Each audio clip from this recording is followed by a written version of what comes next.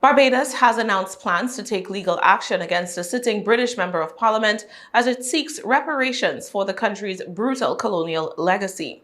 The intended lawsuit against Richard Drax, a wealthy Conservative MP for South Dorset in the UK, is reportedly the first time a single family has been highlighted for its role in the trade of enslaved people from Africa.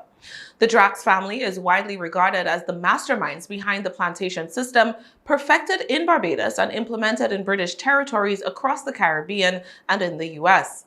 The MP's ancestor, Sir James Drax, was one of the first colonizers in Barbados. The family ran a huge former sugarcane plantation in the parish of St. George, the first of its kind when it was established in the 17th century, and Richard Drax still owns the Drax Hall estate today.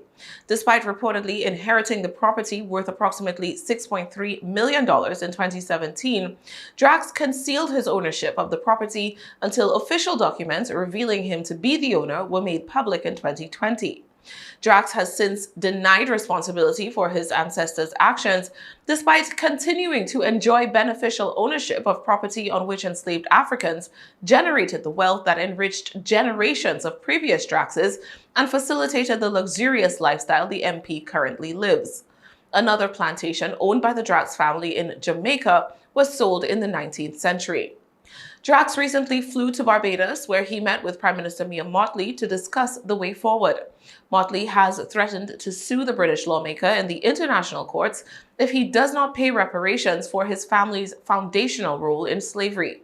To that end, Prime Minister Mottley has already brought a report before Cabinet detailing the legal action to be taken if Drax refuses to pay reparations.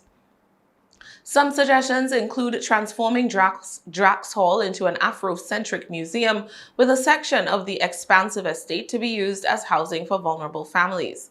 Kevin Farmer, a historian with the Barbados Museum, told British media that Drax Hall is home to knowledge which tells the history of Barbados. Me, as a historian and other historians, beyond just the physical space, it would be interesting to take a look into the records.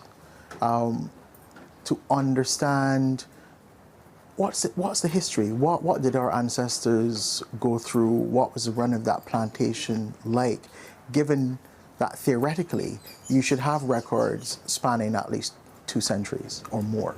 The Observer quoted Barbadian MP Trevor Prescott, chair of the Barbados National Task Force on Reparations, as saying, quote, "If the issue cannot be resolved, we would take legal action in the international courts. The case against the Drax family would be for hundreds of years of slavery, so it's likely any damages would go well beyond the value of the land." Calls for reparations go beyond Barbados and even the Caribbean.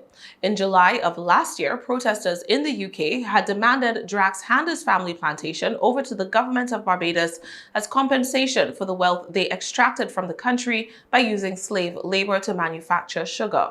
Give it back! Mr. Drax! Give it back! No justice! No peace! No justice! No peace! No justice! No peace! No justice! No peace! No justice! No peace! When slavery was abolished in the 19th century, the UK government reportedly borrowed £20 million, equivalent to $21 billion in today's currency, to compensate the former owners of enslaved people for the loss of their forced labor. Although it is estimated that at least 30,000 enslaved people died and were buried on the Drax's plantations, by the time slavery was abolished, only 189 people were left to be freed.